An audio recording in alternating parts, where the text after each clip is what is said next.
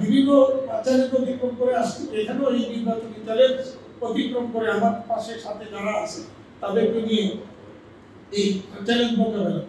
আজকে ঢাকার মিডিয়া আরেকটা কথা বলছে যে এবারে বোর্ডে এটা এর মধ্যে আমি তার মধ্যে অনেকের কথা যেটা অভিযোগ শুনেছি যে আমি এইবার যে প্যানেলটা আমরা নিয়েছি এই প্যানেল তো আগের মানে সেলিম ওসমানের ওই আগের বোর্ডেরই ম্যাক্সিমাম সেলিম ওসমানের না, এনে কেউই কারো ব্যক্তিগতভাবে কারো আমরা আমার মনে আমরা সবাই একটা পরিবার। আর বিগত দিনে বিজেপির বোর্ড গঠনের ক্ষেত্রে আমরা আমাদের দুই তিনজনেরই ভূমিকা ছিল। তো লোক কেউ কারণ সবাই হচ্ছে পোশাক শিল্প পরিবার। আমরা বিগত দিনেও যাদেরকে এই সেক্টরের জন্য যোগ্য মনে করেছি তাদেরকে বিজেপির বোর্ডে নিয়েছিলাম, তাদের মধ্যে থেকে আবার এখন যাদেরকে রাখা প্রয়োজন মনে করেছি।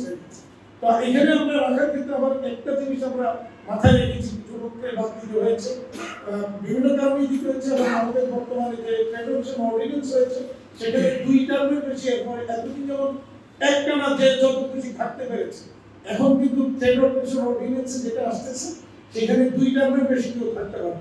সুতরাং আমাদের মাথায় সেটাও আছে যে এখন এই বছর কিছু লোককে বাদ দিব, আগামী বছর কিছু লোককে বাদ দিব, দিয়ে এরপরে কারা আসবে তাদের মানে বিজেপি ভোট তো চালাইতে হবে।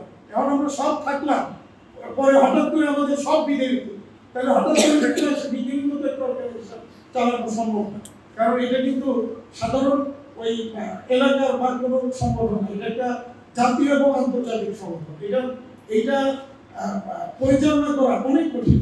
আজকে আমি বলতে পারি যে বিজিবি এবং এফবিসিসি এই বাংলাদেশের 3টা সংগঠন প্রেসিডেন্ট যারা হয় তাদের কিন্তু কোনো ফ্যামিলি লাইফ থাকে না, তাদের কোনো ব্যক্তিগত লাইফ থাকে না, তাদের কোনো নিজের ব্যবসা বাণিজ্যের কোনো ইয়ে থাকে না। যারা আমার বিরুদ্ধে কথা বলেছে বা বাণিজ্য মন্ত্রণালয় আমার বিরুদ্ধে অভিযোগ পাঠিয়েছে, বিজেপি ভোট ভেঙে দেওয়ার জন্য বলেছেন তিনি, তো যারা ভোট ভেঙে দেওয়ার কথা বলেছেন বা যারা আমার বিরুদ্ধে কথা বলেছেন তারা কি তাদের অবদানটা বিজেপি বা এই সেক্টরের প্রতি কি ছিল বা কি আছে, এটা আমার সেক্টরের লোকজন যেমন থাকে আপনার মিডিয়ার লোকজন থাকে, এটা এখানে লোকজনের কিছু নেই। আজকে এই বিজেপিকে এই পর্যায়ে আসার পিছনে কে কার কি ভূমিকা ছিল এটা অপেক্ষিত। সুতরাং কারো বিরুদ্ধে আমার কোনো অভিযোগ নেই। যারা আমার বিরুদ্ধে অভিযোগ দিয়েছেন বা কথা বলেছেন তারাও আমার এই সেক্টরের লোক। আমি তাদের জন্য এখন আগে যেমন ছিলাম এখনো আছি, ভবিষ্যতেও থাকবো। আমি এই সেক্টরের জন্য বিগত দিনে কাজ যেভাবে করছি আগামী দিনে সেভাবে